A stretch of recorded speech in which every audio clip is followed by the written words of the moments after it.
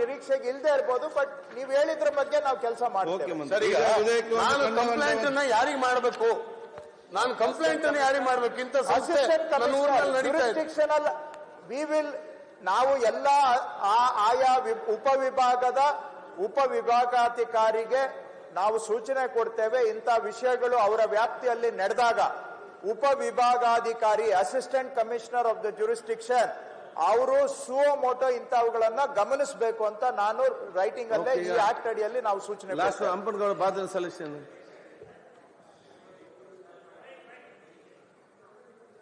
ಸಲಹೆ ಕೊಡಿ.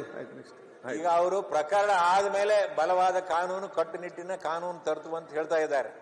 ಪ್ರಾರಂಭದಲ್ಲೇನೆ ತರಬೇಕು ಅದಕ್ಕೆ. ಈಗ ಫಾರ್ ಎಕ್ಸಾಂಪಲ್ ನಮ್ಮ ರಾಯಚೂರು ಡಿಸ್ಟಿಕ್ ನಲ್ಲಿ ಒಂದು ವರ್ಷದಿಂದ ದರ್ವೇಶ್ ಅಂತ ಒಂದು ಕಂಪನಿ ಪ್ರಾರಂಭ ಮಾಡಿ 800 ಕೋಟಿ ರೂಪಾಯಿ ದುಡ್ಡು ಹೆಚ್ಚು ಬಡ್ಡಿ ಕೊಡ್ತೀನಿ ಅಂತೇಳಿ ಸಂಗ್ರಹ ಮಾಡಿ ಆ ಡೈರೆಕ್ಟರ್ ಮೇಲೆ ಕೇಸ್ ಆಯ್ತು. ಒಂದು 4 ತಿಂಗಳ ಡೈರೆಕ್ಟರ್ ಬೇಲ್ ಮೇಲೆ ಹೊರಗೆ ಬಂದ್ಬಿಟ್ಟು ಪ್ರಾರಂಭದಲ್ಲೇನೆ ಅವ್ರಿಗೆ ಹಿಡಿತ ಕಠಿಣ ಕ್ರಮ ತಗೋಬೇಕು, ಪರವಾನಗಿ ಕೊಡಬೇಕಾದ್ರೆ ಆ ಕೆಲಸನೂ ಆ ಬಿಲ್ನಾಗ ಸೇರಿಸಬೇಕು. ಈಗ ವಿಧೇಯಕವನ್ನು ಖಂಡವಾಗಿ ಮತಕ್ಕೆ ಹಾಕುತ್ತೇನೆ. 2 ರಿಂದ 14ರವರೆಗಿನ ಖಂಡಗಳು ವಿಧೇಯಕದ ಅಂಗವಾಗಿರಬೇಕೆನ್ನುವುದು ಸಭೆಯ ಮುಂದಿರುವ ವಿಷಯ. ಪ್ರಸ್ತಾವದ ಪರವಾಗಿರುವವರು ಹೌದು ಎಂದು ಸೂಚಿಸಬೇಕು. ಪ್ರಸ್ತಾವದ ವಿರೋಧವಾಗಿರುವವರು ಇಲ್ಲ ಎಂದು ಸೂಚಿಸಬೇಕು. ಪ್ರಸ್ತಾವವು ಹೌದು ಪರವಾಗಿದೆ ಎಂದು ಭಾವಿಸುತ್ತೇನೆ. ಪ್ರಸ್ತಾವವು ಹೌದು ಪರವಾಗಿದೆ.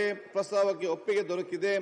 2 ರಿಂದ 14ರವರೆಗಿನ ಖಂಡಗಳು ವಿಧೇಯಕದ ಅಂಗವಾದವು.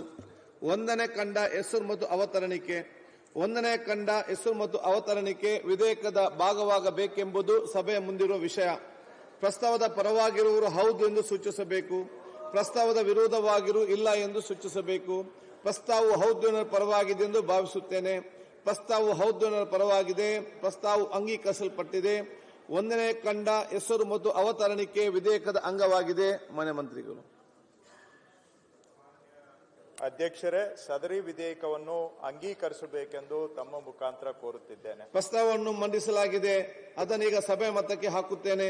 2024 ಸಾಲಿನ ಕರ್ನಾಟಕ ಹಣಕಾಸು ಸಂಸ್ಥೆಗಳಲ್ಲಿ ಠೇವಣಿದಾರರ ಹಿತಾಸಕ್ತಿ ಸಂರಕ್ಷಣಾ ತಿದ್ದುಪಡಿ ವಿಧೇಯಕವನ್ನು ಈ ಸಭೆ ಅಂಗೀಕರಿಸಬೇಕು. ಪ್ರಸ್ತಾವದ ಪರವಾಗಿರುವವರು ಹೌದು ಎಂದು ಸೂಚಿಸಬೇಕು. ಪ್ರಸ್ತಾವದ ವಿರೋಧವಾಗಿರುವವರು ಇಲ್ಲ ಎಂದು ಸೂಚಿಸಬೇಕು. ಪ್ರಸ್ತಾವವು ಹೌದು ಪರವಾಗಿದೆ ಎಂದು ಭಾವಿಸುತ್ತೇನೆ. ಪ್ರಸ್ತಾವವು ಹೌದು ಪರವಾಗಿದೆ. ಪ್ರಸ್ತಾವವು ಅಂಗೀಕರಿಸಲ್ಪಟ್ಟಿದೆ ಮತ್ತು ವಿಧೇಯಕಕ್ಕೆ ಅನುಮೋದನೆ ದೊರಕಿದೆ. ಈಗ 20ನೇ ಸಾಲಿನ ಬೃಹತ್ ಬೆಂಗಳೂರು ಮಹಾನಗರ ಪಾಲಿಕೆ ಮಂಡಿಸುವುದು. ಅಧ್ಯಕ್ಷರೇ, 2024ನೇ ಸಾಲಿನ ಬೃಹತ್ ಬೆಂಗಳೂರು ಮಹಾನಗರ ಪಾಲಿಕೆ 2ನೇ ತಿದ್ದುಪಡಿ ವಿಧೇಯಕನ ಪರ್ಯಾಲೋಚಿಸಬೇಕೆಂದು ಸೂಚಿಸುತ್ತೇನೆ. ಪರ್ಯಾಲೋಚನಾ ಪ್ರಸ್ತಾವನೆಗ ಸಭೆ ಮತಕ್ಕೆ ಹಾಕುತ್ತೇನೆ.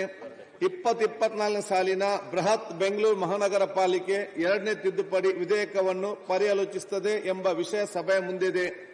ಪ್ರಸ್ತಾವದ ಪರವಾಗಿರುವವರು ಹೌದು ಎಂದು ಸೂಚಿಸಬೇಕು. ಪ್ರಸ್ತಾವದ ವಿರೋಧವಾಗಿರುವವರು ಇಲ್ಲ ಎಂದು ಸೂಚಿಸಬೇಕು. ಪ್ರಸ್ತಾವವು ಹೌದು ಪರವಾಗಿದೆ ಎಂದು ಭಾವಿಸುತ್ತೇನೆ.